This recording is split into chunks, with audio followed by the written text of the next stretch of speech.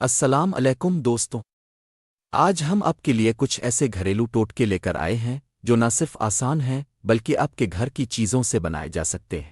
اگر آپ ہمارے چینل پر نئے ہیں تو سبسکرائب ضرور کریں اور بیل آئیکن کو دبائیں تاکہ ہر نیا ویڈیو سب سے پہلے آپ تک پہنچے۔ ٹوٹکائے اگر آپ اپنے چہرے کو تازہ اور چمکدار بنانا چاہتے ہیں تو 1 چمچ شہد اور آدھا لیموں کا رس ملائیں، اس مکسچر کو چہرے پر لگائیں اور 15-20 منٹ کے لیے چھوڑ دیں، پھر تازہ پانی سے دھو لیں۔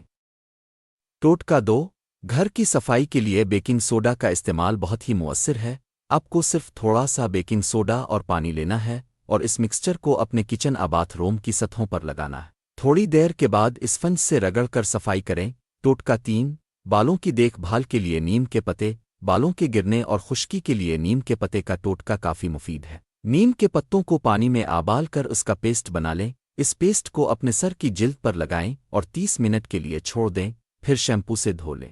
اگر کچن میں بو آ رہی ہو تو کھانے کا سوڈا اور پانی ملا کر سپرے کریں، بو دور ہو جائے گی۔ دودھ اور گلاب کے پانی کا مکسچر چہرے پر لگانے سے جلد نرم اور تروتازہ ہو جاتی ہے۔